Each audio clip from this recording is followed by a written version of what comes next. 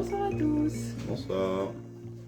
Alors on est super content de vous retrouver ce soir pour vous partager les énergies du moment en lien avec un phénomène astral qui va se produire dans pas très longtemps, le 8 avril exactement. Donc je crois que c'est lundi, le 8 avril. Ouais. Donc pour vous expliquer un petit peu ce phénomène, on va vivre un alignement planétaire assez exceptionnel qui va consister à en fait l'éclipse et l'alignement de la Terre, de la Lune, du Soleil et de la planète Chiron. Donc aujourd'hui et toute cette semaine, on a vécu pas mal de de rêves, d'échanges, de ressentis au niveau physique, de ressentis émotionnels aussi, de discussions. Et donc du coup on avait envie de vous partager ça parce que on s'est réveillé ce matin avec plein de belles idées à partager. Et on s'est dit que du coup ça serait bien de faire un live pour transmettre toutes ces belles prises de conscience qu'on avait eues ce matin en fait, qu'on a trouvé mutuellement super intéressantes. C'était une journée. Voilà. Donc on va vous laisser un petit peu le temps d'arriver. Ouais.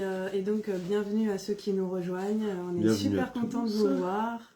J'ai l'impression que ça fait des siècles qu'on est rentré en hibernation et qu'on vous a pas vu, qu'on n'a pas échangé. Donc, donc moi je suis super contente voilà, qu'on se retrouve pour cet échange et aussi parce que je sens que mon âme elle vibre beaucoup plus quand elle fait ce dont elle est passionnée et dont notamment la transmission d'outils, de clés pour reconnecter à des trésors intérieurs. Voilà, tout ce qu'on aime en fait qui est en rapport avec la voie de l'être. Tout à fait. Donc en attendant que vous arriviez, déjà est-ce que vous voulez nous dire voilà, comment vous avez passé cet hiver, comment ça va pour vous en ce moment, est-ce que vous êtes plutôt encore en mode j'hiberne dans ma grotte ou est-ce que ça y est, les beaux jours reviennent pour vous et vous avez envie de partage, d'être plus en contact avec les amis, de faire des barbecues, bref. C'est le printemps maintenant, là. C'est l'heure de sortir de la grotte. Voilà, dites-nous un peu en commentaire comment c'est pour vous. Il y a des belles influences en ce moment. Il y a une éclipse d'ailleurs lundi là. Oui, Tu l'auras dit, hein? Ouais, Il y a une éclipse lundi là. C'est que je suis en train de gérer la technique en même temps sur mon téléphone. Regardez si je vois les commentaires, de partager. Ouais. Il y a une éclipse lundi là. Ça va être sympa ça. Petite éclipse. Ouais, donc un mélange d'éclipses et d'alignement planétaire très important, donc le 8 avril, qui va avoir un impact assez intéressant sur nous tous. Ça va venir révéler le héros en chacun de nous, le magicien, le créateur de notre propre vie en fait. Et donc du coup, aujourd'hui, on a envie de vous partager toutes ces belles... ces beaux réveils intérieurs à travers la sagesse du corps qu'on va tous être amenés à vivre et que certains d'entre vous peut-être ont déjà commencé à vivre. Puisqu'en fait, Chiron, c'est la planète qui est en rapport avec un mythe grec. Donc Chiron est le centaure. Donc voilà, on va vous rapprocher même la carte que vous voyez un peu à quoi correspond cette carte. Donc on voit le centaure d'un côté et on voit à côté une femme qui pose la main sur sa tête avec une espèce de grande hache un peu. Et au milieu de la carte, vous voyez l'homme cheval, le centaure d'un côté, et puis la femme qui vient comme le bénir ou le guérir juste à côté, en fait, comme une femme guerrière, mais qui à la fois vient apporter de la douceur. Et au milieu de cette carte, on a une clé qui est tournée vers le haut, donc avec le chiffre 8, qui fait comme un K. Voilà, je ne sais pas si vous la voyez, donc juste ici, cette clé-là. Et donc du coup, c'est comme si grâce à cet alignement planétaire, on va ouvrir pas mal de portes d'accès à la guérison. Donc ce matin, on parlait avec Aurélien de plusieurs portes d'accès possibles à la guérison. Est-ce que tu veux les rappeler du coup, ces portes? Ah, c'est le moment que je rappelle. Ah, très bien. Oui, ben, on parlait de portes d'accès, notamment des portes d'accès au travers du corps, vu que c'est le thème du live de ce soir. Et on parlait également de portes d'accès au travers du mental et au travers de l'esprit, en fait, énergétique. Donc, c'est trois niveaux différents. Donc, le cœur. Et bien sûr, le cœur, bien évidemment. En réalité, il y a de multiples portes d'accès. Il n'y en a pas que trois, il y en a des centaines, je pense. Ok. En fait, c'est des portails. Ces portes dont on parle d'accès, des portails d'accès énergétiques Mm. pour trouver la guérison. Et ce qu'on disait tout à l'heure, qui était assez intéressant, c'est que ben, ces portes, elles sont plus ou moins ouvertes, en fait. Et donc, après, c'est à chacun de voir quelle est l'entrée qui lui parle le plus. Et ça se fait assez intuitivement, en général. Et souvent, c'est un mélange de ces choses-là. C'est un mélange du cœur, du mental, du corps. Mais aujourd'hui, nos discussions étaient quand même très axées sur la puissance du corps, justement, et à quel point il est utile dans nos vies et à quel point on en a peu conscience, en fait. À quel point il est messager aussi à travers les douleurs qu'on peut ressentir, à travers même des fois les prises de poids. En fait, tout est symbolique et tout est message, tout est transmission de message. Bon, ça, on le sait. Enfin, je pense que la plupart des personnes qui nous suivent sur les réseaux ont déjà cette conscience-là que le corps est un messager. Mais l'idée, en fait, aujourd'hui de ce live, c'est de vous faire vraiment vivre la sagesse du corps à travers la sophronisation que je vais vous proposer. Et, euh, et aussi, il y a un deuxième point important qu'on voulait aborder dans ce live, c'était la puissance, en fait, de la traversée de l'ombre pour découvrir eh bien, des dons cachés en nous et révéler nos trésors intérieurs. Donc on va vous donner des exemples assez concrets. Enfin, moi du coup j'ai pas mal d'exemples de ma propre expérience de vie par rapport à cette phase où je suis face à une montagne, un obstacle et finalement bah, j'ose dépasser cet obstacle et finalement je me rends compte que bah, je suis contente d'avoir dépassé mes peurs et mon manque de confiance, etc. Parce que derrière, en fait, ça m'a apporté bah, l'abondance, la paix, la joie, le contact social, etc. Et donc voilà, donc on voulait vous faire ressentir comme nous toutes ces choses qui nous ont été révélées ce matin quand on s'est réveillé et on s'est dit ah ouais, mais en fait ce rêve il m'a fait comprendre ça. Ah oui, mais en fait cet inconfort-là au niveau de l'ego, il m'a fait comprendre telle autre blessure que j'avais en moi qui date peut-être de l'enfance et que j'avais pas encore réglée. Cette notion de manque de confiance, peut-être de compétition, peut-être de peur, de lien, d'affection, etc., etc. Donc voilà, on va essayer de vous transmettre, en tout cas à notre niveau, comment on a ressenti les énergies. Et en fait, n'hésitez pas, s'il y a des choses qui font un rebond et écho chez vous, bah, ça va être intéressant justement de les partager aussi parce que on est tous connectés à une conscience collective, à une grille christique en fait qui chapeaute, Qui nous lie les uns aux qui nous autres. lie aux uns aux autres et qui nous entoure. Et donc c'est vrai que notre perception des choses aujourd'hui peut-être fera écho à votre perception, à votre vécu.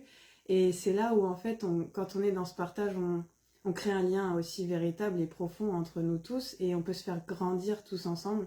Donc bah, nous, ça nous intéresse et ça nous touche aussi de voir à quel point eh bien, ce qu'on vit à notre niveau peut-être va résonner pour vous aussi.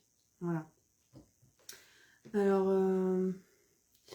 donc Chiron, bah, on aimerait bien commencer, enfin moi j'aimerais bien réentendre l'histoire que tu m'as partagée de l'histoire de Chiron parce que ça va un petit peu introduire cette notion de guérison, du rôle de sauveur et du rôle de, bah, oui, du rôle de sauveur et de la responsabilité qu'on a chacun en fait à se sauver soi-même avant d'essayer de sauver qui que ce soit.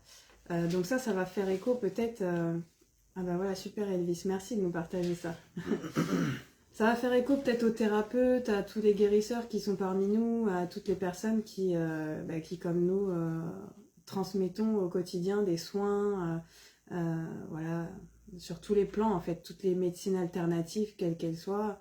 Je pense que ça va vous faire écho. Donc, moi, j'ai bien aimé écouter l'histoire de Chiron de la bouche d'Aurélien et j'ai bien envie qu'il me la partage à nouveau. Mais c'est une très belle histoire, oui, que j'ai lue auprès de Véronique Rosy, qui est une grande spécialiste de Chiron, en fait, et qui expliquait que Chiron, en fait, c'était durant une aventure qu'il a vécue avec Hercule, en fait, il s'est mis à vouloir le sauver, mais il a voulu le sauver contre son propre peuple, les centaures. Et en fait, le fait de vouloir le sauver contre son peuple, ça a fait que dans cette bataille qui a suivi, il a été blessé, en fait, Chiron, lui qui avait jamais été blessé. Et cette blessure, en fait, qu'a Chiron, ne se referme jamais. Donc ça nous montre à quel point, en fait, le rôle du sauveur, c'est quelque chose qui est pas enviable. En fait, on prend l'expérience de l'autre au travers de ce rôle du sauveur, et c'est quelque chose qu'on a tendance à faire dès qu'on n'a pas envie de voir la souffrance des autres. En fait, on a envie de prendre cette responsabilité sur nous, alors que c'est pas la nôtre, cette responsabilité. Chacun est libre de choisir son chemin en conscience, en fait, et on n'a pas à interagir avec ça. Il y a des souffrances qui sont nécessaires et c'est difficile à accepter pour des empathes, en fait, et c'est surtout pour des hyper-empathes, c'est très difficile à accepter, mais c'est quelque chose de nécessaire. Et c'est vrai que Et pourquoi, justement? Parce que, en fait, finalement, cette histoire, elle nous montre, c'est comme les fables, tu sais, je trouve. Il y a toujours une belle réflexion derrière l'histoire à comprendre. Et moi, ce que je vois dans la blessure que porte Chiron, du fait d'avoir voulu interférer dans le combat qui n'était pas son combat, en fait, c'est qu'il a gardé, il a pris une blessure sur lui qui finalement ne lui appartient pas. Et ça, pour moi, en fait, c'est le traduit avec mes mots, c'est on récupère le karma des gens qu'on essaye de sauver qui n'ont pas demandé à être sauvés. Et c'est quelque chose que j'avais appris à un moment donné dans mon parcours de guérisseuse, mais que j'avais pas conscientisé jusqu'à effectivement le vivre et le ressentir. Et effectivement, quand tu dis qu'on est touché, les empathes, les hypersensibles, c'est vrai qu'on peut ressentir une forme de culpabilité si on ne tend pas la main et si on ne court pas pour sauver quelqu'un qu'on voit être en détresse, que ce soit une détresse physique, psychologique, émotionnelle, peu importe. Mais ce qu'il faut savoir, c'est que si cette personne n'a pas demandé à être sauvée, n'a pas demandé de l'aide, en fait, ce qu'on risque de faire, c'est non seulement que la personne ne puisse pas aboutir à son propre chemin de conscience et de guérison, en trouvant ses propres clés intérieures, et devenir la béquille de l'autre. Et donc, du coup, ce rôle de sauveur, il est impactant, il peut être impactant négativement pour nous aussi, parce que du coup, on prend la blessure de l'autre sur nous, et donc, du coup, on récupère son karma.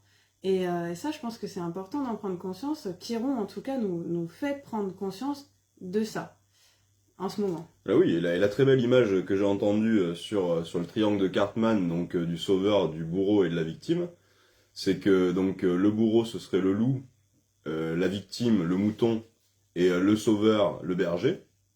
Mais en réalité, qui c'est qui tond le mouton?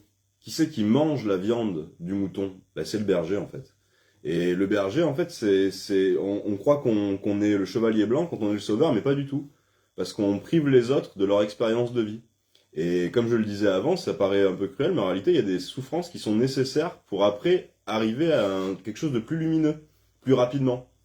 Donc c'est vraiment intéressant de voir ça sous cet angle-là.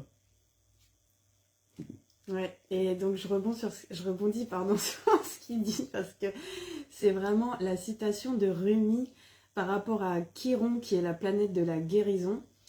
Rumi dit « La blessure est l'endroit où la lumière entre en vous. » Donc en fait, ça nous montre, cette citation, je trouve, à quel point il est important de se laisser traverser aussi par cette blessure pour en tirer la leçon de sagesse, en fait, pour nous-mêmes. Alors qu'on a tendance à aimer se faire plaindre, à aimer jouer ce rôle de victime, parce que finalement c'est une recherche inconsciente d'affection, de reconnaissance, de présence de l'autre. Mais dans ce rôle-là où on cherche une béquille à l'extérieur de nous, eh bien finalement on est toujours dépendant des autres. Et on ne va pas chercher cette force intérieure en nous qu'on a tous, cette clé de guérison en nous qu'on a tous et qui peut nous faire sortir de notre blessure profonde.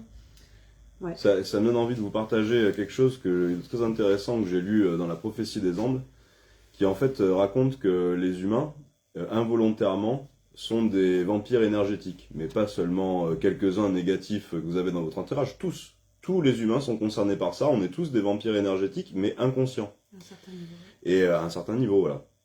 Et en fait, ce qui était intéressant dans ce livre, c'est que ça expliquait comment les parents volent de l'énergie à leurs enfants sans s'en rendre compte. Par exemple. Et il y avait quatre domaines différents, je me rappelle.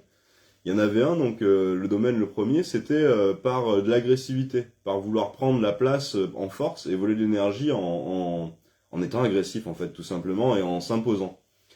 Et la réponse symétrique à ça, c'est en fait la victimisation. C'est-à-dire quelqu'un qui va se faire passer pour la victime et qui va revoler de l'énergie à quelqu'un d'autre en se montrant faible et dans le rôle de victime.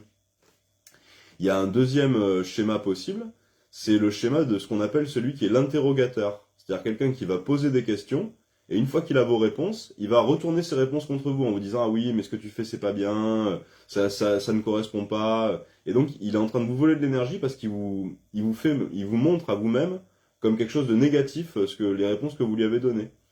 Et la réponse à ça, symétrique, c'est le mutisme, c'est-à-dire c'est de ne plus rien dire, et les gens sont obligés de vous poser des questions pour avoir des informations sur vous. Tout ça, c'est des modes pour récupérer de l'énergie en fait, et pour voler de l'énergie à nos semblables sans en avoir conscience. Donc quand on commence à en avoir conscience, on peut mettre des mots dessus, et on peut arrêter de le faire, et du coup récupérer notre énergie d'une autre manière. Par exemple en allant dans la forêt, dans la nature, et en puisant notre énergie dans la nature. C'est un moyen très agréable d'avoir de l'énergie auprès de la source. On peut relier en nous le masculin et le féminin pour avoir de l'énergie des deux polarités. De la même manière, on peut relier aussi l'ombre et la lumière pour avoir de l'énergie des deux polarités en même temps. C'est très intéressant et c'est ce qui permet d'avoir une énergie équilibrée en nous. Et c'est quelque chose de fondamental que j'ai compris et que je vis ces derniers temps. Voilà ce que je voulais partager. Oui, oui. Et donc effectivement, en fait, notre énergie, c'est finalement ce qu'on a de plus précieux. Moi, c'est vraiment ce à quoi ça me fait écho, ce que tu dis. Notre énergie, c'est ce qu'on a de plus précieux et il faut apprendre à la préserver, en fait, tout simplement, surtout quand on est hypersensible et hyper empathe. Et donc là, je vais vous partager un petit peu mon histoire parce que je fais partie de ces personnes-là. Et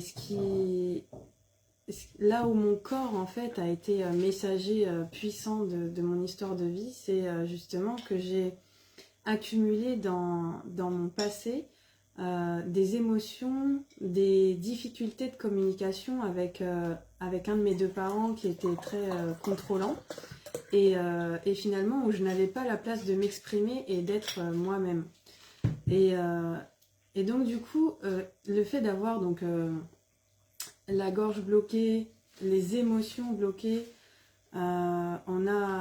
j'avais toute mon énergie finalement qui était vampirisée par une personne qui m'empêchait de prendre réellement les rênes de ma vie et d'avoir pleinement confiance en moi.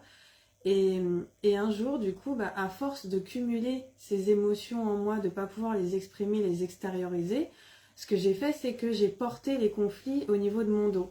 J'ai porté les charges émotionnelles au niveau de mon dos.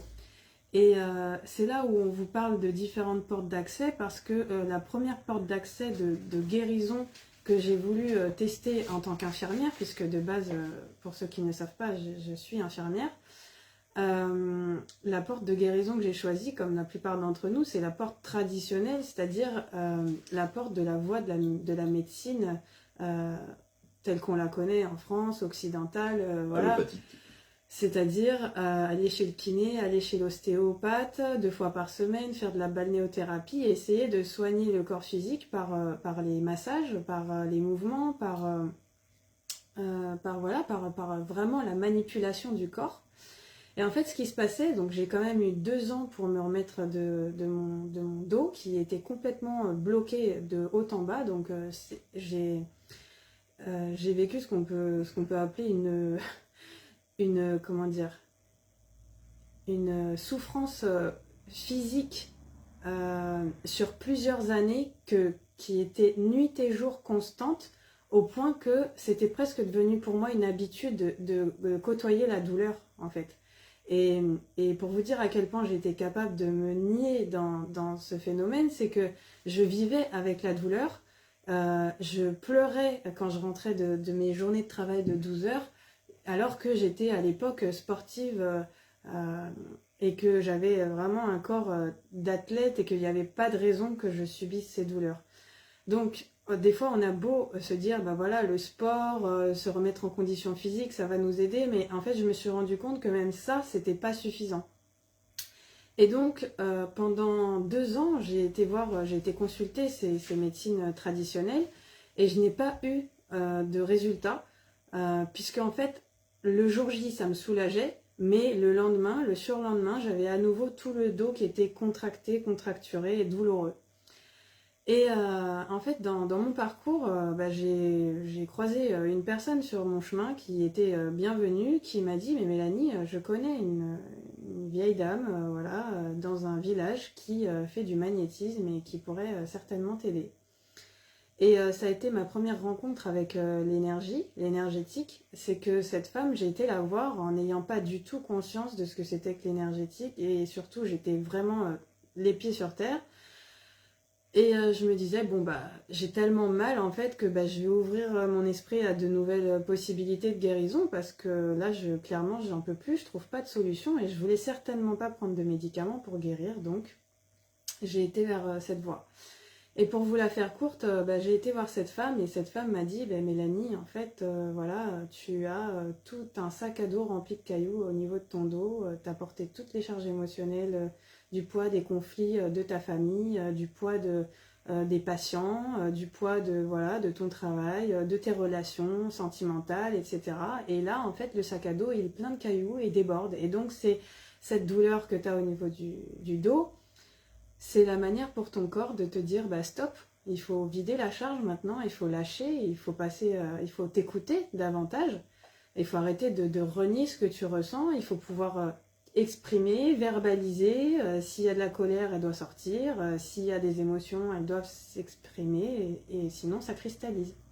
Et donc ça a été ma première compréhension du rapport entre mes émotions et mon corps physique et du rapport avec l'énergie aussi, puisque une fois que j'ai vu cette femme et qu'elle m'a fait son magnétisme au niveau du dos, le lendemain, je suis retournée voir ma kiné et je lui ai absolument rien dit. Mais elle a trouvé mon dos dans un état qu'elle n'avait jamais vu depuis des mois. Et elle m'a dit, mais qu'est-ce que t'as fait, Mélanie? Et je lui ai dit, bah, je suis passée voir une magnétiseuse et c'est vrai que je vois qu'il y a un énorme changement quoi, dans mon ressenti. J'ai plus de douleur, j'ai des compréhensions, enfin voilà. Donc, la compréhension des émotions qu'on traverse et du message du corps, c'est quelque chose d'essentiel pour pouvoir se libérer de la douleur et pour pouvoir passer du côté lumière, en fait. Et donc, du coup, le message de la douleur, pour moi, c'était Mélanie, écoute-toi, Mélanie, exprime-toi, Mélanie, affirme-toi, Mélanie, tu as le droit de parler, tu as le droit de dire ce que tu ressens, même si ça va à l'encontre de la croyance de ta famille, de tes parents, des autres. Ça suffit de s'adapter aux autres et maintenant il est temps d'être toi-même. Et c'est vrai qu'on ne nous a pas appris à être nous-mêmes, on nous a appris à nous adapter aux autres parce que finalement, on a tous finalement une blessure d'amour et d'abandon qui est d'origine. Rien que le fait d'être incarné, on a la blessure d'abandon de là d'où on vient. Et du coup, on recherche tous inconsciemment à être aimés de ceux qui nous sont proches et de ceux qui nous entourent, que ce soit la famille, les amis à l'école. Voilà, donc on essaye de remplir notre coupe en fonction de ce que les autres nous amènent comme interaction à vivre. Et donc c'est ce qui nous construit finalement. Mais c'est pas la construction de l'essentiel de l'être qui est en nous et de notre cœur et de notre âme. On a besoin de déblayer tout ça, tout ce qui n'est pas vrai, tout ce qui est voilé en fait par nos propres souffrances intérieures. Et on a tous un rôle à jouer. Finalement, là où il y a des conflits, il y a quelque chose à comprendre sur nous-mêmes. Nos parents, ce que je dis, moi j'ai pardonné à mes parents la manière dont ils ont agi avec moi parce que j'ai compris ils ont été un élément déclencheur de la révélation de l'être que je suis. s'ils n'avaient pas agi comme ça envers moi, peut-être que jamais j'aurais pris la décision d'arrêter à un moment donné de jouer ce rôle de victime et de me sortir de mes gonds et de révéler vraiment la femme que je suis. Et le jour où du coup le parent que vous prenez pour un piédestal par exemple vous dit qu'il n'a plus confiance en vous et que du coup vous perdez complètement ce piédestal sur lequel vous vous appuyez, vous n'avez plus le choix en fait de vous prendre en main et de prendre vos propres responsabilités et de vous autonomiser en fait dans votre guérison. Et moi c'est ce qui m'est arrivé très très tôt et du coup c'est là où dans ma vie est arrivé ce livre du pouvoir du moment présent d'Edgar Tolle et qui m'a fait prendre conscience de ces deux voix à l'intérieur de nous. J'aime bien les appeler le chien noir et le chien blanc parce qu'il y a vraiment une dualité qui se joue entre la voix de l'ego blessé et la voix de l'âme. Mais en réalité, comme on en parlait ce matin, la voix de l'ego ou la voix du mental, c'est que le mental qui exprime les ressentis de l'enfant intérieur blessé, finalement, mais qui est une protection pour nous et qui a juste besoin qu'on le comble d'amour et de compassion et de compréhension et qui a le droit d'exister. On n'a pas besoin d'être en conflit et d'être en combat avec cette voix du mental et de l'ego. Elle a le droit d'être parce que c'est finalement c'est une part de nous qui a besoin d'être entendue pour pouvoir lâcher prise, pour pouvoir s'autoriser à lâcher prise. Moi, c'est quelque chose que j'avais envie de partager, c'est qu'on nous apprend beaucoup à aimer à l'extérieur, en fait, de nous, mais on nous apprend peu à aimer à l'intérieur de nous. Et c'est vraiment la voie la plus importante et celle qui a été la plus transformatrice pour moi, c'est d'apprendre à s'aimer de l'intérieur, à s'autoriser à être soi-même, en fait. Et c'est quelque chose de fondamental parce que dans la société, c'est pas quelque chose qu'on nous apprend facilement, ça, à être soi-même. On a envie de nous faire rentrer dans des cases, mais on ne nous apprend pas à être quelque chose d'unique. Et nous sommes uniques. Nous avons une forme qui est unique. Chaque personne a quelque chose à amener à ce monde et à apporter. Et c'est comme une quête. C'est-à-dire que moi, maintenant, je le prends comme si on était dans un jeu. C'est-à-dire qu'on a une quête à mener pour trouver quelle est la voie unique qu'on a à exprimer dans ce monde, en fait. Mais c'est quelque chose d'hyper heureux et d'hyper joyeux de voir. C'est comme un jeu d'aventure, en fait. Pour savoir vers quoi on est amené. Et la deuxième chose que j'avais envie de partager, c'était tout à l'heure là par rapport, je sais pas si c'est un rapport à ce que tu parlais, mais en tout cas ça me rappelait le livre justement La prophétie des Andes, et j'avais envie de vous parler de l'énergie justement, et de vous dire que dans la vie, quand on trouve quelque chose de beau, ben en fait il y a un échange énergétique qui se crée avec ce quelque chose que vous trouvez beau, que ce soit un arbre, un paysage, une personne. Un moment, ça peut être des choses même au-delà de la forme physique. Et en fait, cet échange énergétique, il commence par ça. Il commence par l'émerveillement, par la contemplation. C'est-à-dire la contemplation, il faut l'entendre dans le sens de ouvrir son temple, s'ouvrir à l'extérieur. Et quand on commence à contempler, en fait, eh ben on s'ouvre et il y a un deuxième échange énergétique qui s'appelle l'amour. Quand on commence à aimer quelque chose, au-delà de le trouver beau, eh ben là, il y a un don qui se fait d'énergie et qui peut être un retour. Et ça crée une sphère d'une troisième énergie, en fait. Et cette troisième énergie, elle peut être illimitée. Quand il y a des dons des deux côtés, équilibrés, eh ben, on crée une troisième énergie illimitée. Et ça, c'est fondamental. C'est vraiment quelque chose qu'on nous apprend peu, mais ça constitue notre monde et tout ce qui nous entoure. Et on le fait de manière inconsciente. Et je trouve qu'aujourd'hui, on est appelé à mettre de la conscience sur tout ça, à mettre de la conscience sur l'énergie, sur qu'est-ce qui nous entoure, ne plus avancer avec des vitres fumées vers un mur qu'on ne voit pas arriver et à 100 km/h. Non, ouvrir les vitres, regarder qu'est-ce qui se passe dehors, voir le paysage, voir mais qu'est-ce que c'est que ces commandes que j'ai là, il y a un accélérateur, un frein. Et bien en gros, c'est apprendre, se réapproprier son corps et ses propriétés énergétiques. Et je trouve qu'on est vraiment énormément appelé à aller vers ça et à comprendre que le monde n'est qu'énergie et que nous sommes une vibration en réalité. Et que la matière est une vibration condensée. Ça veut dire, si on n'est qu'une vibration, ça veut dire qu'on peut changer d'état très rapidement, que tout est fluctuant. Et donc il n'y a rien de figé. On nous apprend qu'il y a beaucoup de choses qui sont figées. Il y a des gens qui disent oui, mais je peux pas changer ma vie, c'est comme ça et je suis obligé de l'accepter. Non. Ou je peux pas guérir, voilà. Ou c'est une douleur qui vient de mes parents ou ancestrale. Et en fait, c'est des croyances. Oui. On a des capacités d'auto-régénération et d'auto-guérison qui sont immenses. Simplement, on nous a pas appris à révéler ces clés en nous. Oui, notre intention fait loi, et c'est ce qu'on disait dans la journée aujourd'hui, c'est-à-dire que moi je trouvais que notre corps, en fait, malgré ce qu'on lui fait subir, on lui fait subir des choses mais terribles, toute la journée on est en train de l'agresser et tout, et ben il nous rend des choses de l'amour. Il nous donne de l'amour, il nous permet de continuer à vivre, à être incarné. Il y a des choses, des phénomènes dans le corps qui sont extraordinaires. J'ai un ami qui est spécialiste des nerfs, et il m'a appris que même lorsqu'un nerf est sectionné, si les deux parties du nerf sont en contact avec l'os, eh ben l'os se met à remplacer le nerf pour l'échange électrique. Alors bien sûr, ça marche pas aussi bien, mais ça permet quand même de bouger les doigts en cas d'un nerf sectionné dans le bras. Et c'est fabuleux. Le corps, c'est un outil qui s'adapte, qui est fabuleux, qui est là pour vraiment nous permettre de vivre la meilleure vie incarnée. Mais prenons-en soin. Prenons-en soin à tous les niveaux. Et notre mental, justement, il fait partie de notre corps. Son siège, c'est notre corps, en fait. Et il a été développé dans notre corps. Et moi, le mental, pour moi, c'est pas l'esprit. Hein. L'esprit, c'est plutôt notre âme, pour moi. Et le mental, c'est notre cerveau humain, notre psyché. Le bagage de notre psyché. Et cette psyché, elle nous joue des tours, en réalité. Elle nous masque des choses. Et Mélanie, c'est une spécialiste, justement, du subconscient.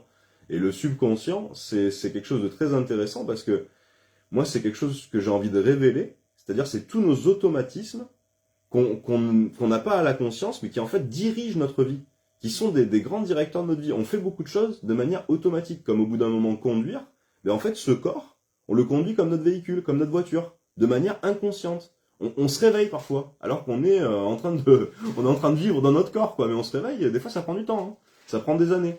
Et alors sur la route ça prend 30 secondes, hein, mais des fois dans le corps ça prend des années pour se réveiller et se dire ah oui, ah je suis là, c'est mon corps, se le réapproprier ce moment-là.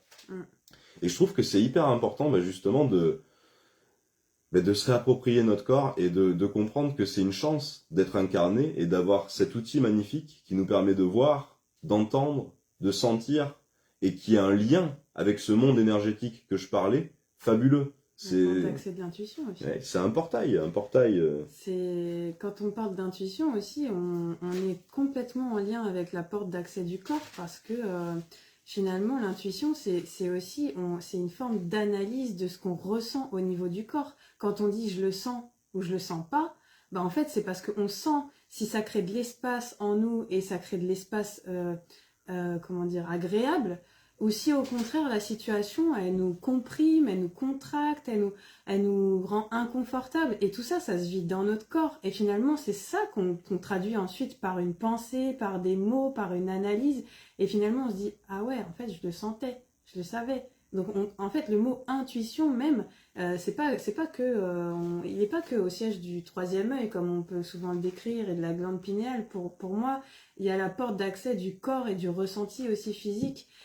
Et en fait, chaque fois qu'on a un blocage dans le corps, ça veut dire qu'il y a un blocage de circulation de notre énergie et que, en fait, c'est quelque chose qu'on a vécu dans le monde extérieur, en interaction avec les autres, qui a été mal digéré, pas accepté, pas accueilli. Et donc, du coup, ça crée un blocage énergétique. Ce blocage énergétique va impacter nos centres énergétiques et va impacter le corps physique en fait par répercussion. Donc l'idée c'est que prendre conscience de ce qu'on vit, de ce qu'on ressent, de l'être, c'est être capable d'aller transmuter au niveau du corps et au niveau de notre conscience et de notre subconscient cette information qui finalement est restée bloquée et qui demande juste à être entendue, à y mettre de la lumière et de l'amour. Et c'est pour ça que je trouve que l'énergie de Chiron, elle est super en ce moment pour ça, parce que dans les rêves, en tout cas, que moi j'ai fait et que Aurélien a fait, ce qu'on s'est rendu compte, c'est qu'il y a beaucoup de choses qui reviennent du passé, de notre passé, qui est parfois lointain, qui remonte à la surface au niveau du mental, qui s'exprime. Moi, c'est des blessures souvent en lien avec l'adolescence ou l'enfance, l'école primaire, et où j'ai eu des fois des manques de confiance en moi, une interaction un peu compliquée parce que je me sentais différente des autres, donc j'avais du mal à trouver ma place. Et Et du coup, j'avais des facilités d'apprentissage et du coup, ça m'a créé beaucoup de jugements en fait du fait des autres parce que quand on s'en sort mieux que les autres, forcément, on est critiqué, on est jugé. Donc après, il y a eu le jugement, l'humiliation physique. Bref, je suis passée par beaucoup de blessures émotionnelles que j'ai dû apprendre à transmuter plus tard parce que j'ai compris que c'était pas ce qui définissait la personne que je suis en fait. Mais toutes ces consciences-là ne se sont pas faites déjà en un jour. Par contre, elles ont eu un impact sur mon énergie, sur mon corps, qui a été loin d'être sans conséquence. Et donc, du coup, il y a tout ça, les mots qu'on a entendus de nos parents à répétition sur ce qu'on a été, ce qu'on a su faire, ce qu'on n'a pas su faire, tout ça, ça a impacté notre subconscient et la manière dont on s'est construit au niveau de ce subconscient. C'est comme un peu notre programme intérieur, comme notre disque dur, et je le dis souvent, notre disque dur, c'est celui qui amène les images à l'écran principal, c'est-à-dire à la conscience.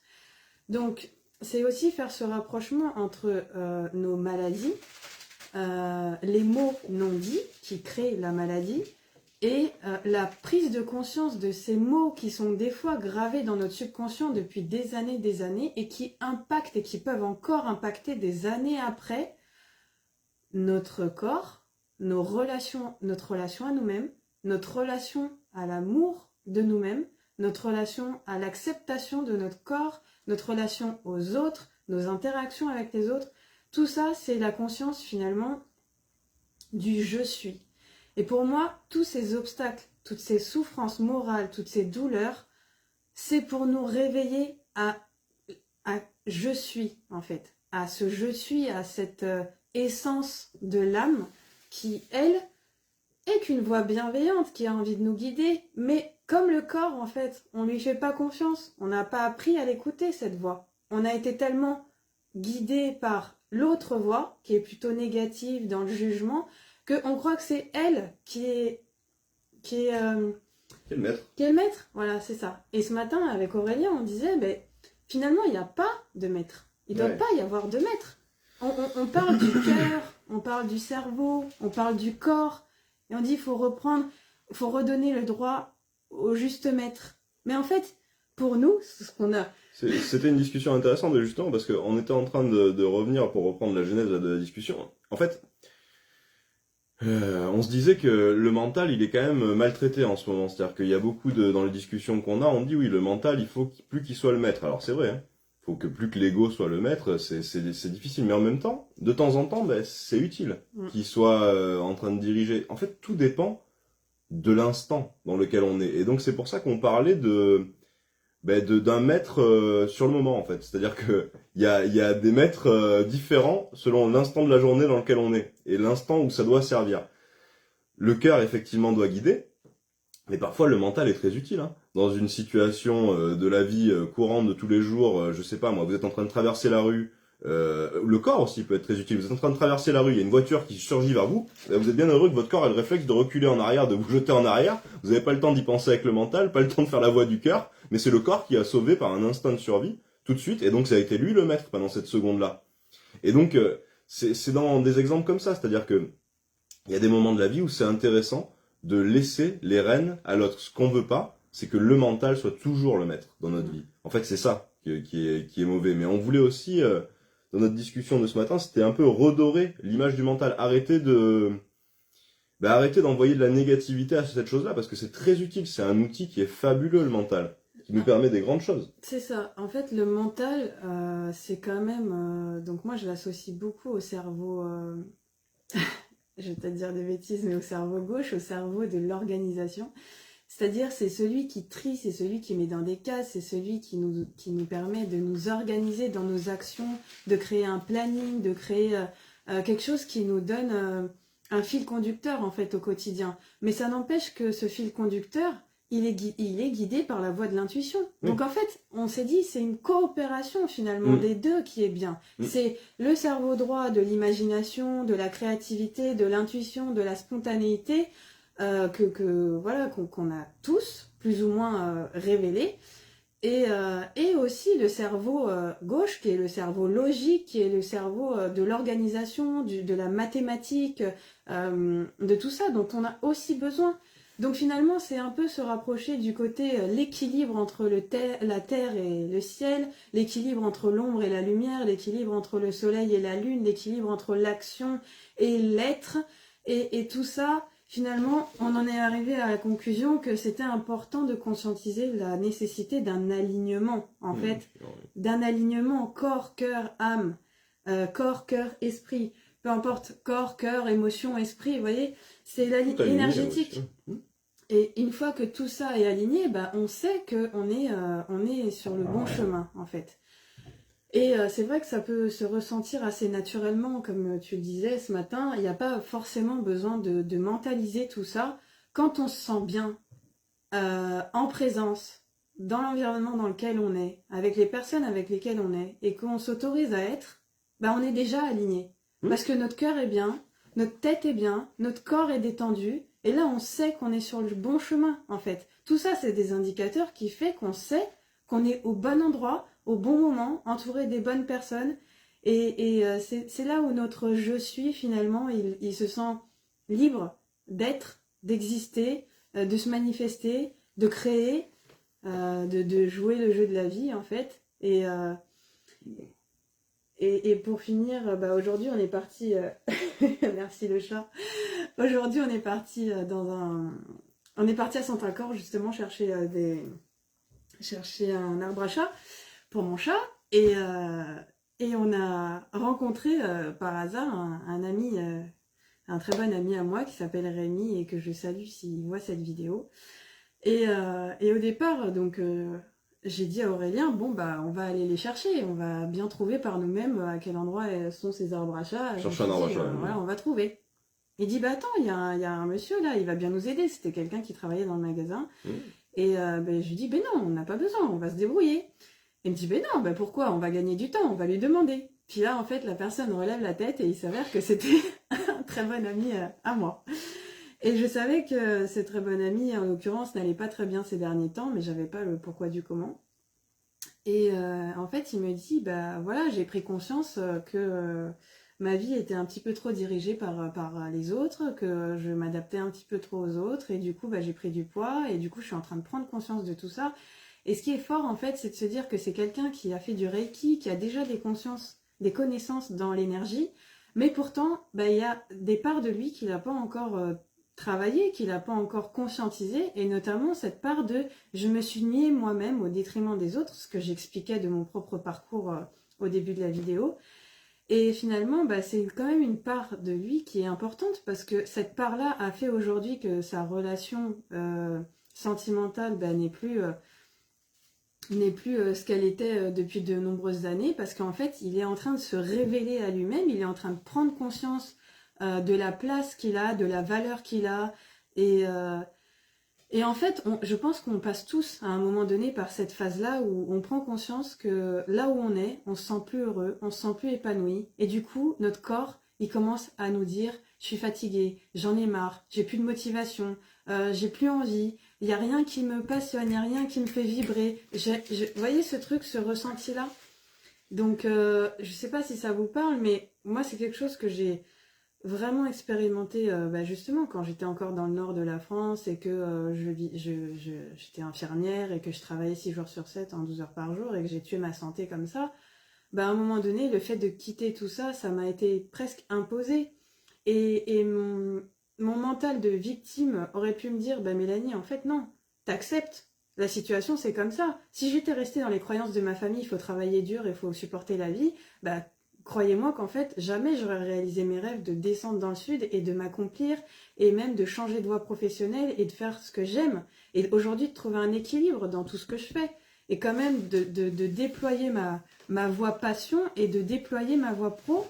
Et en fait, mon corps, il me le rend aujourd'hui. Parce que, justement, je mets de l'énergie dans quelque chose qui est aligné avec qui je suis et pas dans quelque chose que je m'impose avec force, avec obligation, et encore que j'ai encore quelques travail des fois à faire là-dessus, mais que Aurélien a un peu plus évolué que moi là-dessus, parce que vraiment il est dans je fais ce que j'aime et l'abondance viendra en faisant ce que j'aime et je le constate tous les jours que vraiment il est aligné et que ça se manifeste réellement, donc il me fait beaucoup travailler aussi par rapport à ça et je remercie.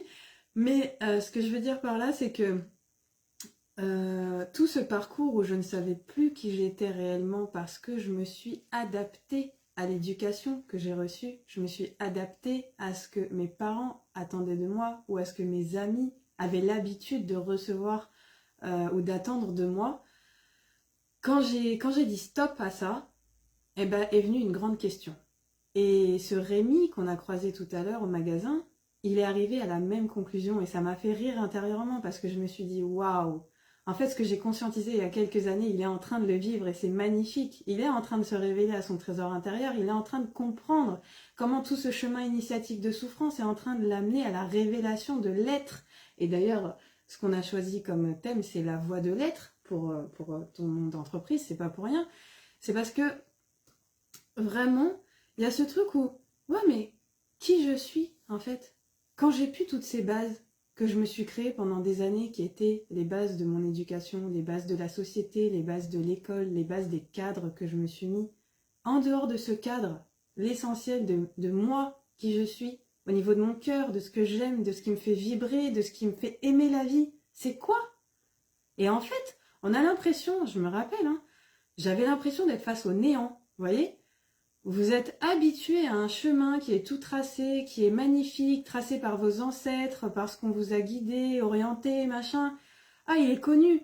Même si ce chemin, en fait, il est bourré de trous, de cailloux pas confortables, vous marchez pieds nus dessus, vous vous faites mal, vous continuez sur ce chemin endolori, vous voyez vos ancêtres qui s'éloignent, et vous pouvez même plus vous accrocher à eux, et en fait, à un moment donné, vous vous dites, ouais, mais je fais quoi maintenant ? Et puis il y avait ce deuxième chemin, ce chemin verdoyant, lumineux, tout fleuri, magnifique qui vous appelait. Mais vous dites, mais mince, ça c'est l'inconnu.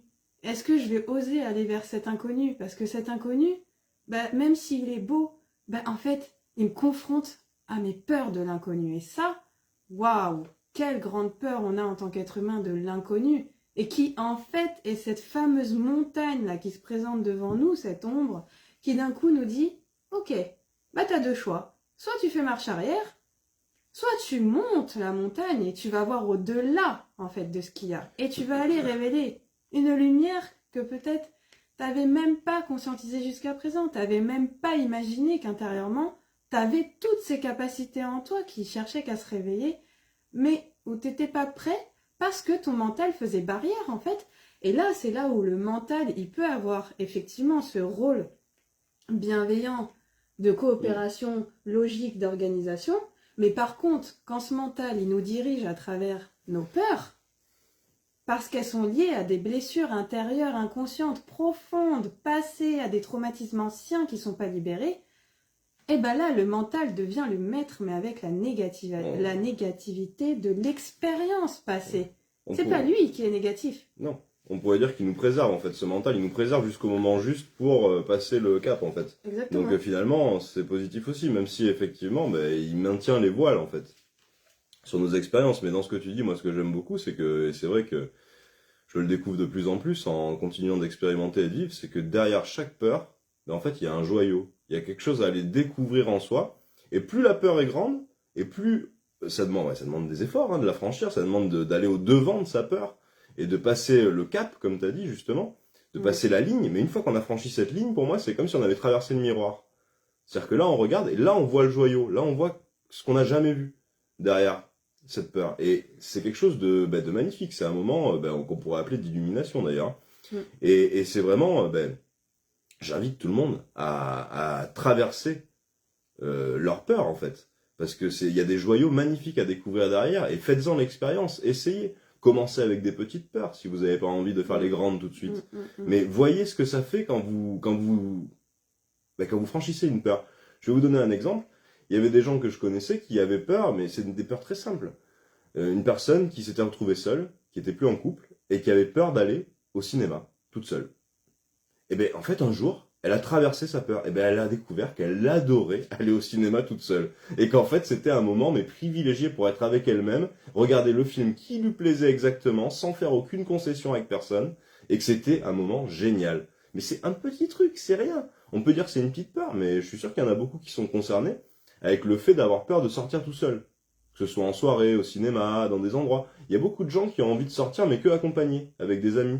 Et c'est difficile pour eux de sortir seuls. Mais ça fait partie des peurs.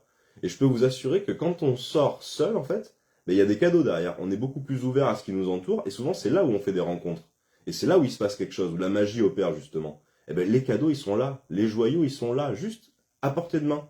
Il suffit de faire le pas vers eux. Et ça, c'est des petites peurs, mais il y en a des plus grandes. Et il y a toujours un joyau derrière à récolter pour notre vie, en fait. Et c'est un beau moyen de se révéler, en fait, à soi-même, de franchir ses peurs.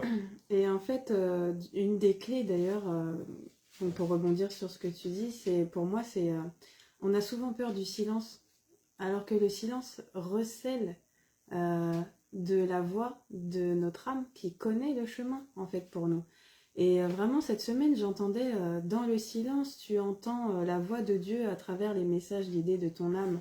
Et je trouve, enfin, ça a été une phrase comme ça qui m'a été envoyée. Et c'est vrai que une des façons que j'ai eu de guérir mon dos, ça a été de commencer à méditer. Et pourquoi? Parce qu'en fait, en méditant, il y avait deux effets bénéfiques. La première, c'est que je calmais mon système nerveux. Par la respiration, par la conscience de mon corps, je calmais le système nerveux. Parce qu'en fait, notre système nerveux, à force d'être tout le temps dans l'action, d'être tout le temps à agir, à faire, il est toujours sollicité. Donc c'est comme si on était toujours en état d'alerte dans notre quotidien. Et donc, on n'accorde pas vraiment de repos à notre corps quand on est comme ça, ni à notre corps, ni à notre mental. On est toujours sollicité par des stimuli extérieurs. Il n'y a que quand on ferme les yeux et qu'on vient aller porter son regard à l'intérieur que là, on est en pleine conscience de notre corps, en pleine conscience de ce qui se traverse dans notre esprit et qu'on peut avoir une action dessus. Donc ça a été la première révélation et ça a été là que j'ai pu conscientiser, ah oui, là, mon corps me dit, t'as mal. Et donc, écoute cette douleur, écoute ce qu'elle a à te dire. Et ensuite, ben, effectivement, la formation au soin énergétique m'a permis d'apposer mes mains là où j'avais des douleurs et de m'envoyer quoi? Ben, en fait, de l'amour. En fait, apposer mes mains là où j'ai mal, c'est très simple. On n'a pas besoin d'être magicien, on n'a même pas besoin d'avoir une formation énergétique pour faire ça. Je vais vous donner un exemple très simple. Le réflexe d'une maman, quand il y a son bébé qui tombe ou qui se fait mal, qu'est-ce qu'il va faire? La maman, elle va poser sa main à l'endroit où l'enfant il s'est cogné. Par réflexe, en fait. Et même nous, quand on se cogne, qu'est-ce qu'on fait par réflexe? On impose notre main à l'endroit où on s'est fait mal. Parce que c'est instinctif, c'est quelque chose qu'on a déjà en nous, en fait. On a cette énergie-là de guérison où on va s'apporter de l'amour et de la compassion par ce geste-là, par ce contact-là bienveillant. Complètement, on a déjà tout en nous. En réalité, les formations et tout ça, alors ça peut être très bien, c'est pas pour critiquer les formations, mais c'est quelque chose pour assurer notre mental. C'est quelque chose pour nous donner une légitimité, le fait de passer une formation. Alors certes, il y a de la pratique qui peut être intéressante parce que c'est de l'expérience. Et de la connaissance. Et de la connaissance, c'est intéressant, mais c'est quand même le moyen juste de se donner une légitimité. Si on laisse faire notre intuition, très souvent, le corps va savoir vers où nous guider. Et l'esprit peut nous guider d'une bonne manière, comme tu disais, tout simplement poser sa main et envoyer de l'amour, c'est déjà une très belle chose, une très belle forme de guérison. Et finalement, les formations, ça aide à affiner ça, ces choses intuitives que des gens avant nous ont découvert et ont pratiqué pendant des années. Et en fait, ils nous transmettent leur pratique. Par exemple, les chakras, pourquoi ils sont bloqués, qu'est-ce qui va les bloquer, qu'est-ce qui va les aider à s'harmoniser. Donc tout ça, c'est bien sûr très intéressant. Et heureusement que tu le dis, je critique certainement pas ça parce que j'ai été formée aux soins énergétiques pendant 3 ans et c'est ce qui m'a permis d'aller encore plus loin dans le développement de mes capacités extrasensorielles. Et donc, je suis en pleine gratitude pour ça. Mais là, aujourd'hui, on n'en est pas là. On en est vraiment à conscientiser la sagesse du corps et des messages qu'il peut nous transmettre et de nous révéler en fait nos capacités d'auto-guérison. Vous savez, il y a des médecins, enfin les médecins aujourd'hui disent et savent que 85% des maladies, c'est de l'ordre du psycho-émotionnel. Je peux vous parler de la rage de dents, je peux vous parler des maux de tête et de ce qui nous prend la tête, je peux vous parler de la rate en courbouillon, je peux vous parler Vous voyez, il y a même dans la langue française, quand on dit qu'on en a plein le dos, enfin, Oui, mais l'effet placebo, hein, tout simplement, rien que le fait qu'on n'étudie pas plus que ça scientifiquement l'effet placebo, c'est l'exemple type. On te donne un cachet, il n'y a rien du tout dedans, c'est du sucre, on te dit c'est le meilleur antibiotique pour toi, ça te soigne instantanément. ouais, Donc ça montre que le pouvoir de l'esprit est très puissant. de l'intention. Voilà. Et quand l'esprit, l'esprit, il est capable de dicter au corps ce qui va se passer à l'intérieur finalement. Donc l'esprit matérialise notre réalité. Et c'est quelque chose de, quand on le comprend, c'est très puissant. Ça veut dire que je suis capable, par mes pensées, si je m'envoie de l'amour, et de changer le monde. C'est pour ça qu'il y a des phrases qui nous disent changez votre regard et le monde va changer. Mais oui, parce que si vous changez votre regard, que vous envoyez de l'amour, que vous voyez le monde de manière positive, mais le monde change, mais tout de suite, autour de vous. Tout est différent. Gandhi qui disait soyez le changement que vous voulez voir dans le monde. Bien sûr. Mais parce qu'en fait, tout part de nous. Et effectivement, plus on est nombreux à s'éveiller à cette conscience de nos capacités d'auto-guérison, et plus on fait évoluer cette conscience collective aussi. Et donc, plus le monde sera en capacité de trouver des ressources pour se soigner. Et je peux vous dire qu'en tant qu'infirmière, je vois les limites du système de santé actuel. Et j'espère bien qu'on sera assez nombreux à trouver d'autres moyens de se soigner, parce que quand vous voyez qu'il y a des services d'urgence qui ferment et qu'on n'est plus capable d'accueillir suffisamment de monde pour se guérir, heureusement qu'il y a d'autres systèmes de soins qui se développent pour développer ces guérisons. Et du coup, je voudrais rebondir sur un élément de l'histoire qui m'est cher, parce que j'ai découvert ça il y a quelques années et je me suis dit waouh, en fait dans la sophrologie, la conscience du corps, la conscience de nos pensées, tout ça, finalement c'est des consciences hermétiques, de sagesse hermétique, de soins hermétiques, qui datent de bien avant l'histoire d'Hippocrate et des serments d'Hippocrate avec les médecins, etc. C'est le bâton d'Hermès, en fait, c'est un bâton qu'on considère comme le bâton de soin. Un bâton de soin, en fait, autour duquel il n'y a pas un seul serpent qui tourne, comme dans le symbole de notre pharmacie ou du caducée infirmier aujourd'hui, mais il y a 2 serpents. Et en fait, j'ai eu l'explication du pourquoi il y avait 2 serpents, ce que je ne savais pas avant. Il y a effectivement eu à l'époque, déjà, des personnes qui s'occupaient plutôt de la guérison du corps, donc par la chirurgie, par des éléments qui nécessitaient, en fait, qu'on aille faire quelque chose et aider le corps physique à se débarrasser d'un symptôme qu'on ne pouvait pas faire autrement. Mais il y avait aussi la médecine, des chamans, des médiums, des guérisseurs. Et en fait, à l'époque, ces 2 médecines étaient en cohabitation, il y a très longtemps avant. Et donc c'est pour ça que dans le bâton d'Hermès, on avait ces 2 serpents, parce qu'il y avait un serpent qui représentait la médecine du corps, et il y avait l'autre serpent qui représentait la médecine de l'esprit. Et les 2, en fait, interagissaient ensemble pour se réunir, un peu comme d'ailleurs les 2 serpents de la Kundalini qui montent et qui vont remplir une coupe. La coupe de la vie, la coupe de l'essence, la coupe de l'énergie. Voilà. Donc je trouve ça intéressant de se dire que aujourd'hui, au lieu d'être dans cette coopération, le système dans lequel on évolue a vraiment envie de faire taire ces médecines alternatives, de faire taire ces médecines homéopathiques, alors qu'elles ont toute leur place autant que les autres. Holistique, en réalité, l'intérêt de la médecine holistique, ça veut dire une médecine complète qui prend en compte tous les aspects de l'humain. Et donc c'est ça. Moi, l'intérêt que j'ai d'avoir une bonne médecine, pour moi, c'est une médecine holistique. C'est une médecine qui va pas juste regarder mon coude, mais qui va se dire si t'as mal au coude, c'est parce qu'il se passe quelque chose dans ton épaule, il se passe quelque chose dans ton cou, et finalement c'est parce que t'as une émotion dans ta tête qui t'a amené à avoir cette douleur dans l'épaule. Et donc c'est remonter le fil pour arriver à la source. En fait, c'est ça qu'on a envie d'avoir. Enfin, moi, en tout cas, c'est ça que j'ai envie d'avoir. Je sais pas pour tout le monde, mais moi, j'ai envie d'avoir quelque chose qui peut remonter à la source de nos mots et justement mettre des mots M-O-T-S sur les mots M-A-U-X pour arriver à soulager ça et les libérer, en fait. C'est ça. Et justement, en fait, l'énergie de Chiron qui est en alignement avec la Terre, la Lune et le Soleil lundi, dans cette éclipse et dans cet alignement parfait des 4 planètes. Enfin, d'ailleurs, Chiron n'est pas une planète, c'est une comète. Mais en fait, cet alignement, il est parfait justement pour faire émerger aussi toutes ces médecines. toutes ces médecines de changement, de prise de conscience de nos capacités d'auto-guérison, de ces remèdes de grand-mère qui refont surface, des bienfaits de l'apprentissage de la nature, de la régénération que nous permet la nature aussi sur notre santé. Et donc tout ça, c'est super bien parce que ça va ouvrir des nouvelles portes en fait.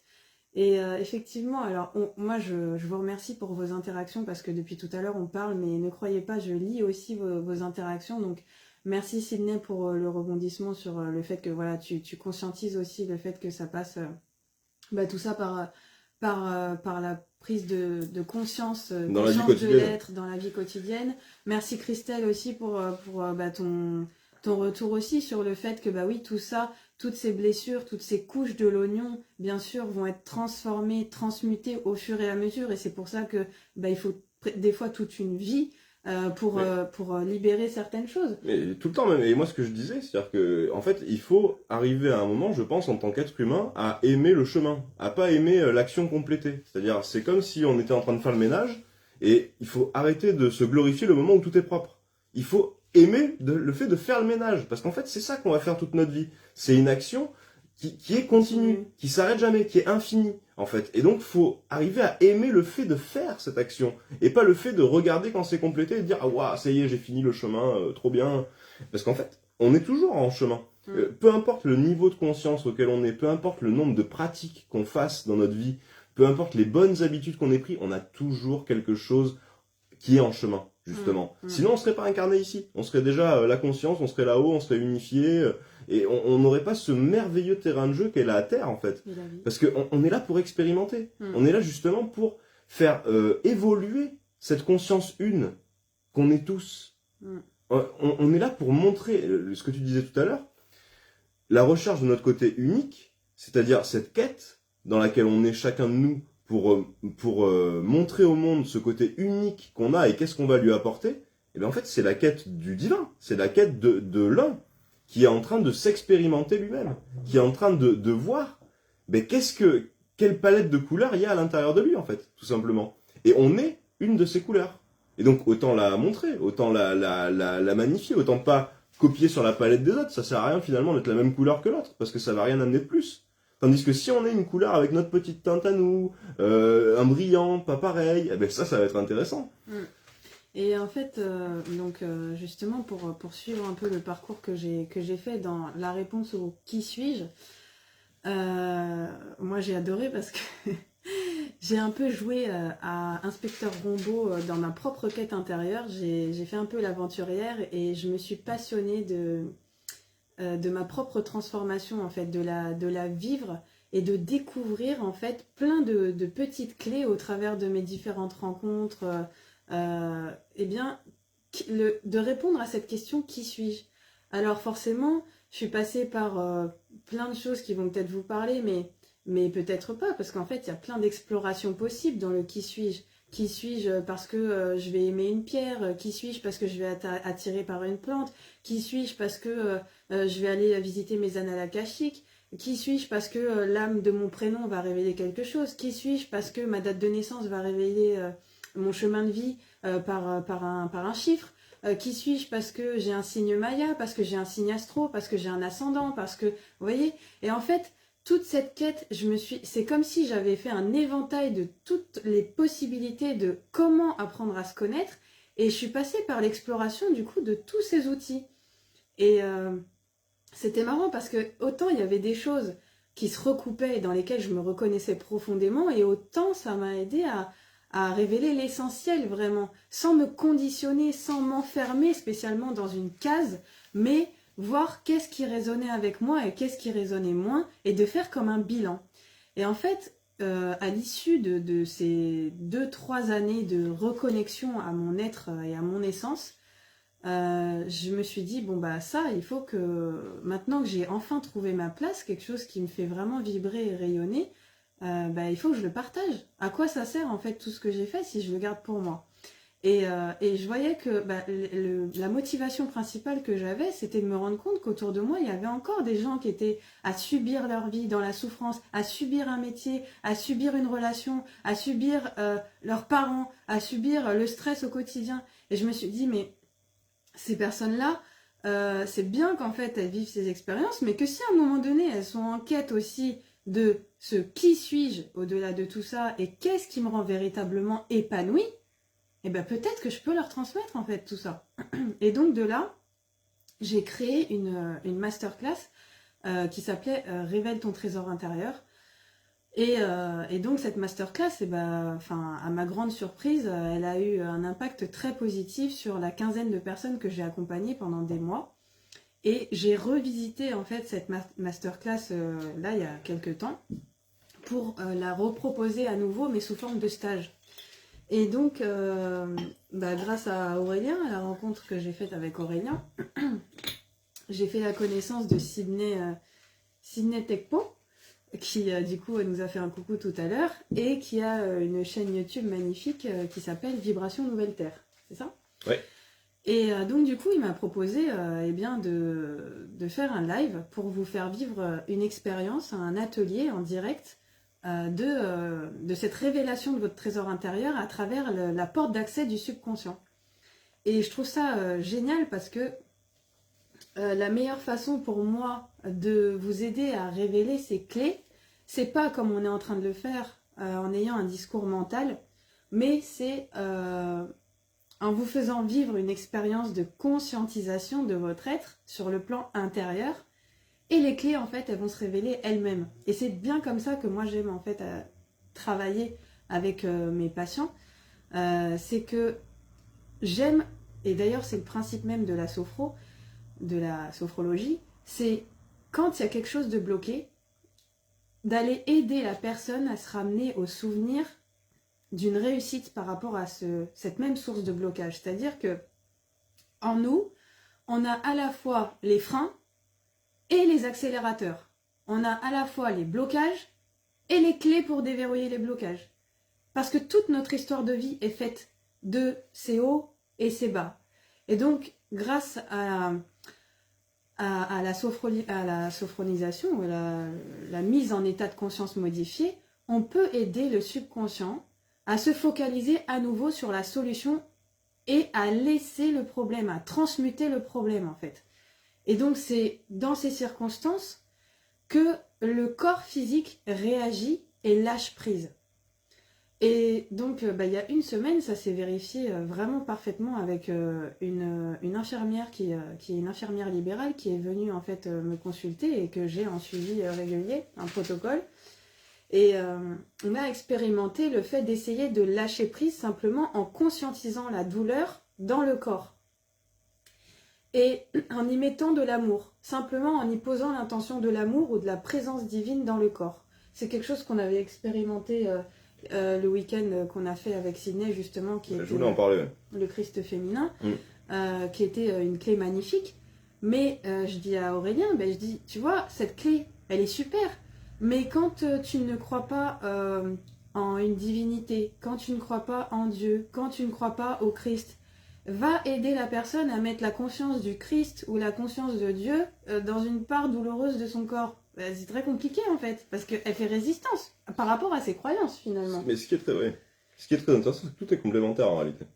C'est-à-dire que tout est complémentaire. Alors, par exemple, ce que tu décris, c'est très cher à Sydney, c'est le fait de goûter par l'expérience ce qui est proposé. Exactement. Et c'est très intéressant, c'est goûter par l'expérience ce qui est proposé. Mais ce qu'on est en train de faire aujourd'hui est très intéressant aussi parce que discuter des phénomènes par le mental, c'est aussi ouvrir des portes. Et c'est ces portes qui permettent d'accéder à l'expérience. C'est-à-dire que si dans notre mental on est fermé à quelque chose, que ce soit par exemple au magnétisme, eh ben le magnétisme n'aura aucun effet sur nous. Exactement. Parce que on a fermé la porte. Mais toutes ces portes sont connectées. Le corps, le mental, l'esprit, c'est des portes qui sont tournantes presque, qui sont connectées les unes avec les autres. Et c'est vrai que, je voulais le dire tout à l'heure, c'est qu'on a eu la chance d'aller à un magnifique week-end organisé par Sydney Tekbo justement, avec Vibration de Nouvelle Terre, sur le Christ féminin, Alors pour dire ça en quelques mots, le Christ féminin, en fait, c'est ce qui nous permet d'aller chercher l'amour céleste et de le ramener dans notre corps. Et le Christ masculin, c'est lui qui va nous permettre de matérialiser cet amour sur Terre, en fait. Voilà, pour expliquer brièvement ce que c'est. Mais c'est beaucoup plus que ça. C'est des énergies qui sont en nous et avec lesquelles on peut interagir. On peut se soigner, enfin même se guérir, mieux que se soigner, parce que se soigner, c'est se soigner. Parce que se guérir, guérir, c'est encore plus drôle, quoi. C'est mieux si on le fait en rigolant et puis dans la gaieté, quoi.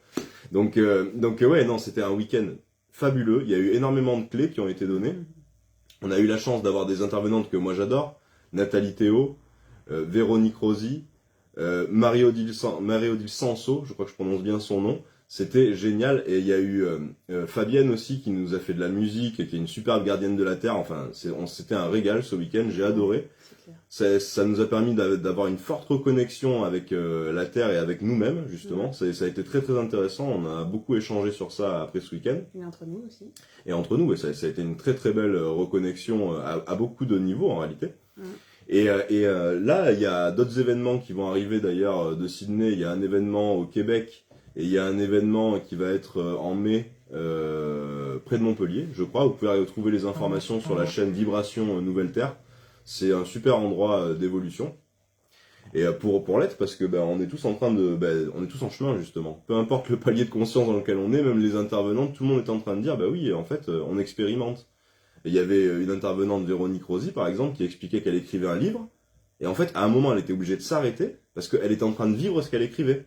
Et elle avait besoin de l'expérimenter pour continuer à écrire. Et pour avoir encore de la matière, d'abord de le confirmer par l'expérience. Voilà, de le confirmer par l'expérience dans le corps. Alors, il y a tout un phénomène comme ça qui est très intéressant sur ce concept d'expérimentation, parce que beaucoup de gens dans l'énergie disent oui, ça n'a de la valeur que si on l'a expérimenté dans notre corps. Il y a aussi nos vies, entre guillemets, parallèles. Quelque chose qu'on oublie un petit peu, c'est qu'on est incarné dans d'autres espaces, en fait. Et qu'on a des informations qui viennent d'autres espaces à nous. Donc ça peut être intéressant de les re-expérimenter dans ce corps-là. Je dis pas le contraire, mais par contre, on peut avoir des grandes informations qui viennent même sans l'avoir expérimenté ici. Donc faut toujours garder, pouvoir mettre de l'eau dans son vin et jamais avoir des arguments 100% déterminés. Toujours arriver à faire fluctuer ses avis, parce que il y a rien de 100% déterminé. Il n'y a pas de vérité absolue. Il y a que des vérités relatives dans le monde en fait. En fait, ce qu'il essaye de vous dire par là, c'est que ce qu'on appelle nos vies antérieures, c'est aussi des vies parallèles, en fait, qui se vivent aussi dans chaque instant présent et auxquelles on peut se reconnecter quand on veut pour en récupérer des capacités, des connaissances, des informations, des dons. Et ça, c'est très intéressant. Donc moi, à l'époque, j'avais juste cette conscience qu'on a des vies antérieures et on récupère. Mais cette notion de vie antérieure, ça ramène à un espace-temps qui est cloisonné dans le passé. Or là, ce qu'il vous dit, c'est que cet espace-temps, en fait, il n'existe pas. Et on peut se reconnecter à tout ça dans l'instant présent pour développer des capacités, des connaissances. Enfin, qui ne s'est pas réveillé un matin en se disant « mais je sais pas, mais je sais faire ça. Je sais pas d'où ça me vient, mais j'ai cette conscience que je sais faire ça. Voilà. J'ai cette conscience d'avoir la facilité de reconnaître des pierres, de reconnaître les plantes. » Ce qu'on peut appeler talent. C'est-à-dire que quelque chose qu'on appelle le talent, un talent inné, on appelle ça. Mais en fait, le talent inné, en tout cas de mon expérience, il est en partie dû au fait que dans nos vies parallèles, on est en train d'expérimenter ça et donc on en retire un champ informationnel dans cette vie-là, intuitivement justement. Et c'est quelque chose d'intéressant parce que on peut se servir de ça et on peut même, créer des bénédictions dans cette incarnation pour les autres corps incarnés que notre énergie incarne. Donc c'est très intéressant. Il y a des lignes sur lesquelles on peut interagir en fait pour toutes nos incarnations. C'est pour ça qu'il n'y a pas d'endroit où on ne peut pas avoir d'influence et que nous sommes vibration, donc nous sommes quelque chose de mouvant. Il n'y a rien de figé. Tout ce qu'on croit figé, c'est des voiles de notre esprit. Tout est en mouvance tout le temps. Donc, il n'y a pas de limite en fait. Il y a une phrase qui dit « Ils l'ont fait parce qu'ils ne savaient pas que c'était impossible ». En gros, c'est ça. Si vous pensez que rien n'est impossible, vous vous ouvrez tous les possibles. Donc, c'est comme Yes Man, quoi. Je vous invite à ça. Oui à la vie, et la vie vous répond oui, quoi. Donc voilà. C'est ça. Mais c'est souvent le blocage mental qui fait qu'on est dans l'appréhension et que on teste pas, on n'ose pas répondre à certaines opportunités que nous offre la vie, et du coup on se crée nos propres barrières et nos propres limites aussi. Et pour rebondir, donc oui, avec Sydney, on fera justement un live, donc ça sera le 29 avril à 21h. Et dans ce live, je vous ferai justement expérimenter eh bien, la reconnexion à votre trésor intérieur à travers une séance de sophronisation canalisée en direct. Donc je vous invite vraiment à être présent, à noter cette date dans votre calendrier, parce que c'est ce que j'aime eh bien, révéler, c'est mon côté, comment dire, d'amener la personne à s'auto-transformer, à s'auto-guérir, à s'auto-trouver des solutions. C'est d'aller l'aider à explorer son propre subconscient en fait, de manière guidée, de manière canalisée. Et quand je vois bien, donc je parlais tout à l'heure de cette patiente qui bloquait justement par rapport au fait d'intégrer la notion du Christ dans cette douleur du corps qu'elle avait. Donc elle avait en fait, pour être plus claire et concrète, elle avait une boule à l'estomac parce qu'elle était impatiente par rapport à un déménagement, à une acquisition de biens. Et donc du coup cette impatience lui générait du stress, et donc ce stress là lui générait une douleur à l'estomac contracté. Et donc j'avais beau lui dire bah voilà, mets de la conscience, mets de l'amour dans cette zone là, etc. Et ben elle n'arrivait pas, elle avait beau faire des respirations, etc. elle n'arrivait pas. Et en fait ce qui l'a amené à relâcher complètement au niveau du corps physique et à relâcher ses résistances mentales, c'est que je l'ai projeté en visualisation, donc en sophronisation avec la respiration. Je l'ai projeté dans un environnement où elle pouvait complètement se détendre, dans un environnement où elle se sentait en sécurité, au milieu de la nature. Et je l'ai aidée à s'imaginer à être comme une plante, en fait. Cette plante, finalement, elle pousse au rythme des saisons, au rythme d'un cycle naturel qu'est la vie, comment on l'arrose, comment elle reçoit de la lumière, comment le vent la fait migrer à droite, à gauche, comment sa graine finalement pousse la terre pour s'éveiller à la lumière. Mais tout ça, ça prend du temps. Et je vois que justement cette semaine, par rapport à l'énergie de Chiron ou quoi que ce soit, il y a beaucoup de personnes qui sont dans l'impatience par rapport à la réalisation de certains projets. Et en fait, ce que j'expliquais, ce que je faisais visualiser à cette femme, c'est que tout a un temps pour advenir. Et que quand on n'a pas guéri certaines parts de nous, il y a des choses qui, de manière juste, prennent du temps parce qu'on n'est pas encore prêt à les recevoir en fait. On n'en a pas conscience sur le moment, mais on a besoin de guérir certaines parts en nous, et notamment de lâcher le contrôle pour laisser entrer ce qu'on doit accueillir. Le contrôle prend beaucoup d'espace, le mental, l'impatience prend beaucoup d'espace. Et si en fait on prend cet espace pour ça, on ne laisse plus l'énergie circuler librement. Et tout à l'heure, il y a quelqu'un qui parlait de foi et de confiance, je crois que c'était Marilou. Et merci pour ces mots, parce que c'est vraiment les mots que j'ai en ce moment depuis une semaine, voilà. C'est de garder confiance en la vie et de garder foi en ses rêves. Et c'est d'ailleurs ce que j'ai partagé dans un de mes messages là sur Messenger, les petits mots là. C'est garder foi en la vie et garder foi en ses rêves. Parce que tout a un timing divin, et que des fois, il y a des choses qui ne s'accomplissent pas au moment où nous, humains, contrôlants, on a décidé que ça se passerait, mais parce qu'on n'est tout simplement pas prêt pour ça. Et donc ça aussi, c'est une énergie qu'il faut accepter, qu'il faut conscientiser et qu'il faut accueillir. Et en fait, donc pour vous dire, pour cette patiente, pour finaliser comment ça s'est passé, eh bien, projeter dans la conscience que tout est juste, que tout prend un temps naturel, nécessaire, et bien finalement son corps a lâché. Et elle a arrêté d'avoir ses douleurs. Et elle a lâché prise. Et donc du coup, eh ben, son estomac s'est relâché. Et l'énergie en elle a recirculé.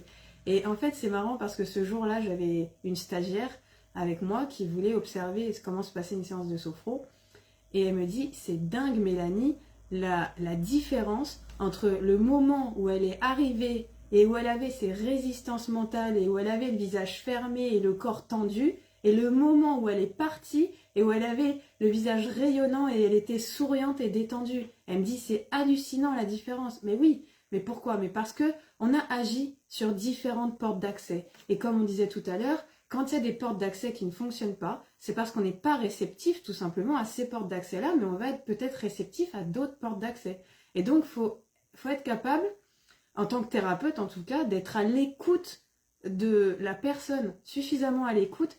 Et moi, en fait, ce que je fais, c'est avec... j'ai un peu de capacité de kinésiologie, c'est une bonne et une mauvaise chose parce que du coup, je ressens dans mon corps tout ce qui se vit chez la personne que j'accompagne. Mais en même temps, c'est mon guide intérieur pour savoir et ressentir comment je peux accompagner au mieux la personne. Donc c'est puissant parce que quand la personne va ressentir un blocage au niveau, par exemple, de la gorge, je sais qu'il y a quelque chose, il y a un non-dit, il y a quelque chose qui est pas exprimé, il y a une émotion qui est pas libérée. Et ce qui était marrant, c'est que avec Aurélien, on a fait le test. On a accompagné aussi cette stagiaire dans un blocage qu'elle avait qui était en rapport avec la communication par rapport à l'enfance, par rapport au contrôle aussi de la mère, de la communication. Et en fait, moi j'ai agi avec mes outils et Aurélien spontanément a agi avec les siens. Et en fait, à deux, en combinant nos outils et nos manières différentes d'appréhender la situation, on a réussi à aider pareil cette stagiaire à se libérer d'une situation qui la bloquait. Et d'ailleurs, on a eu un peu des échos. La nuit suivante a été un peu mouvementée parce que ça l'a fait énormément travailler. Mais en même temps, ça a été libérateur et ça l'a beaucoup aidé à avancer dans son cheminement intérieur. C'est une phase intéressante que tu décris parce que la guérison, c'est pas toujours un chemin rose. C'est-à-dire que le moment où on a libéré les choses, il y a des choses qui doivent sortir de nous. Et donc, il y a un passage où, voilà, c'est pas toujours confortable. C'est-à-dire que quand ça sort, ça sort en fait. Il faut que ça sorte et c'est mieux à l'extérieur qu'à l'intérieur. Et donc, il y a un passage, qui peut être fort dans la guérison quand on a fait catalyseur et que tout sort à l'extérieur. C'est ce que nous disait puissant. Rémi. C'est ce que disait Rémi, oui, d'ailleurs. Il parlait de Rémi. catalyseur, exactement. Voilà. Donc, on ne sait pas comment le corps en fait réagit au travail qui est fait de libération. Mais quoi qu'il en soit, si ça bouge, s'il y a du mouvement, c'est qu'il y a eu quelque chose qui a été transformé en fait à l'intérieur. Et donc, c'est très puissant d'observer ça et de le conscientiser. Et surtout, on voit qu'il y a des choses qui deviennent beaucoup plus fluides ensuite dans la vie des personnes. Et par exemple, cette infirmière libérale qui était toujours tendue, toujours en stress dans ses journées très actives, et là, elle me disait, j'ai beaucoup plus conscience de mon corps, donc dès que je suis en tension, j'en prends beaucoup plus vite conscience, et donc j'arrive beaucoup plus facilement à me détendre et à relâcher.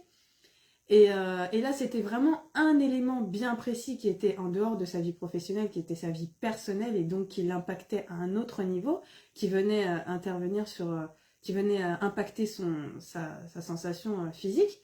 Mais sur le plan professionnel, déjà, elle avait lâché énormément prise. Et donc, c'est des fois pas grand-chose, mais c'est des clés qui vont aller délivrer, libérer des parts de nous. Et en fait, c'est drôle parce que Chiron est représenté par une clé. Et en fait, moi, en fait, ma passion, c'est vraiment d'aller déverrouiller ces clés de l'être sur différents plans. Et la clé de l'âme, j'ai partagé ça dans une publication il n'y a pas si longtemps, c'était une porte avec de la lumière et une clé. Et j'avais mis la clé de l'âme.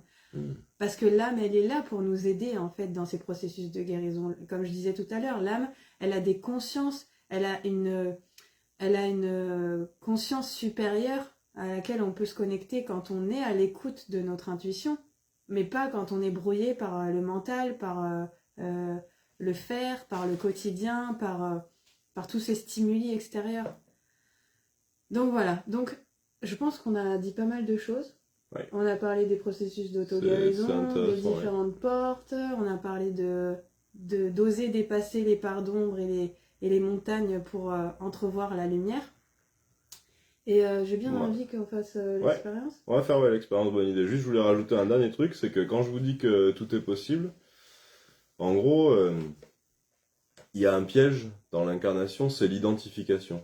C'est-à-dire que si vous vous identifiez juste à votre être humain, ici et maintenant, sur cette terre, vous n'aurez les capacités que de cet être humain. Mais si vous arrivez à faire marcher votre imagination et à ouvrir votre esprit aux autres possibilités, vous pourrez récupérer des capacités différentes, je dirais. Voilà ce que je voulais dire sur le fait que tout est possible. Et alors, c'est très drôle que tu dises ça parce que dans le slogan que j'ai imaginé pour Sophro Connect, c'est ouvre ton esprit à de nouvelles possibilités. Mais voilà. Très bien. Tout est juste, comme disait Christelle, tout est juste. Pas de hasard que des rendez-vous. Merci Christelle. Oui, merci Christelle, merci beaucoup.